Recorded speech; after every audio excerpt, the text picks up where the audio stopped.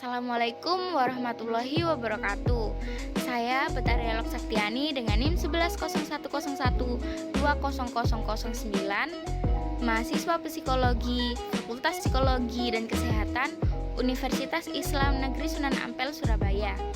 Di sini saya akan menyampaikan materi psikologi lintas budaya dengan bertemakan budaya dan emosi manusia. Emosi dalam kajian psikologi. Yang pertama ada pengertian emosi, yang kedua ada fungsi emosi, yang ketiga ada labeling emotion, dan yang terakhir ada teori-teori klasik psikologi mengenai emosi.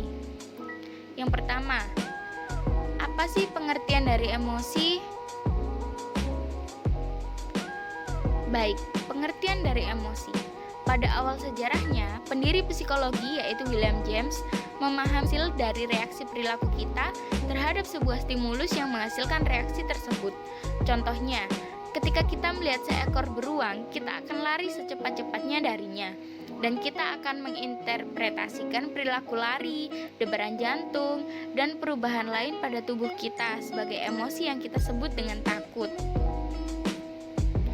Selanjutnya, Bach 1976 menyempurnakan definisi dari emosi, yaitu emosi didefinisikan sebagai perasaan yang subjektif dan diasosiasikan dengan serangkaian perilaku tampak tertentu, seperti senyum, muka merah, dan gemeretak rahang, serta dengan respon fisik periferal semacam debaran jantung, berkeringat, atau gangguan pencernaan. Emosi adalah perasaan mendalam yang diikuti adanya perubahan elemen kognitif maupun fisik dan mempengaruhi perilaku. Kondisi di atas tentu memberi beda antara emosi atau emotion dengan perasaan sederhana biasa atau disebut dengan feeling. Perbedaan antara emosi dengan perasaan adalah terjadinya perubahan yang besar pada emosi, baik secara kualitas maupun kuantitas. Meski seberapa besar perbedaannya, tidaklah dapat diungkap dengan suatu simbol angka tertentu. Yang kedua ada fungsi emosi. Fungsi emosi. Yang pertama, membantu persiapan tindakan. Emosi bertindak sebagai penghubung antara peristiwa eksternal di lingkungan dengan respon perilaku individu. Yang kedua, membentuk perilaku akan datang. Emosi membantu kita menyediakan simpanan respon untuk perilaku di masa yang akan datang. Dan yang terakhir adalah membantu kita untuk mengatur interaksi sosial. Emosi yang diekspresikan menjadi sinyal dan membantu kita dalam berinteraksi, khususnya bagaimana seharusnya perilaku kita ataupun sebaliknya. Yang ketiga ada labeling emotion.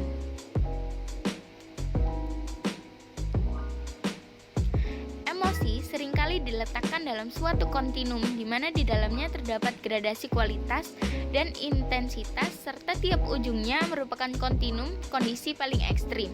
Contohnya, dari kebahagiaan sampai kesedihan. Untuk memudahkan pengenalan setiap kondisi emosi, diberi label suatu kosakata tertentu untuk selanjutnya diklarifikasikan. Proses labelisasi ini sangat rumit dan setiap budaya tampak berbeda. Namun demikian, beberapa ahli sepakat bahwa ada beberapa emosi yang sifatnya dasar dan universal bagi setiap budaya.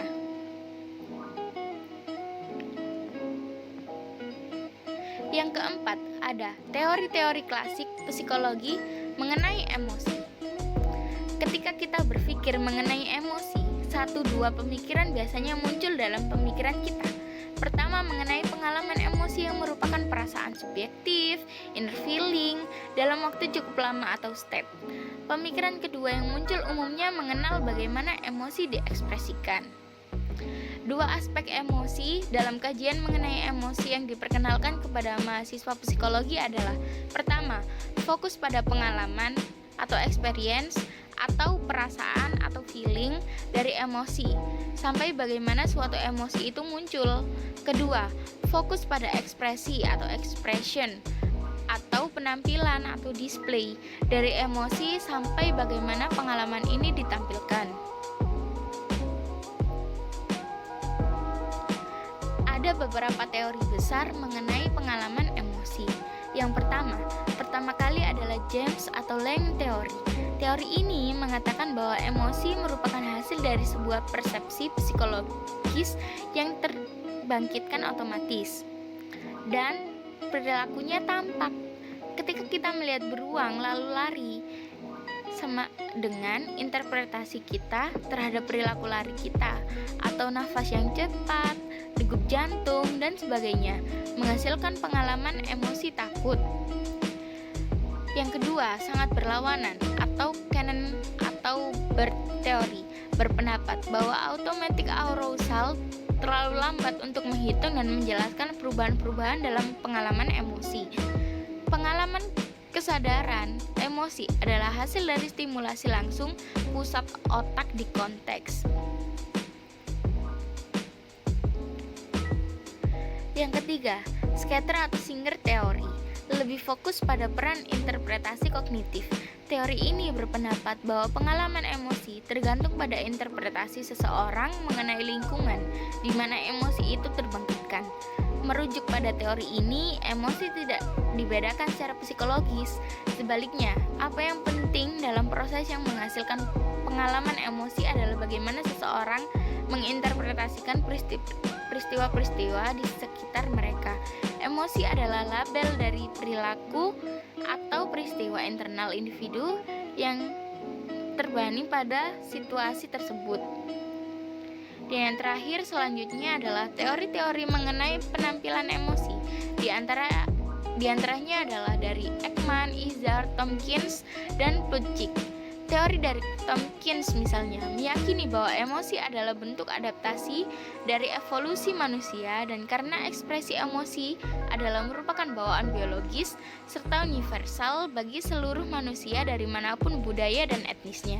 Sedangkan penelitian yang dilakukan Izzard 1971 dan Ekman 1972 telah menunjukkan 6 ekspresi emosi pada muka yang universal, yaitu marah, jijik, takut, bahagia, sedih, serta gembira.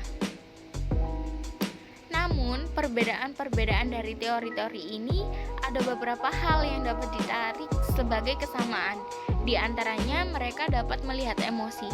Semua melihat peran penting dari pengalaman subjektif emosi one's inner feeling.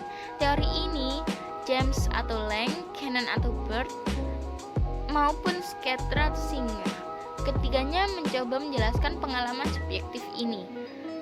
Kondisi internal atau inner state yang disebut emosi. Begitupun dengan teori evolusi yang berdasarkan pada peran penting dari inner feeling. Ekspresi emosi adalah penampakan luar dari pengalaman internal atau inner experience tersebut.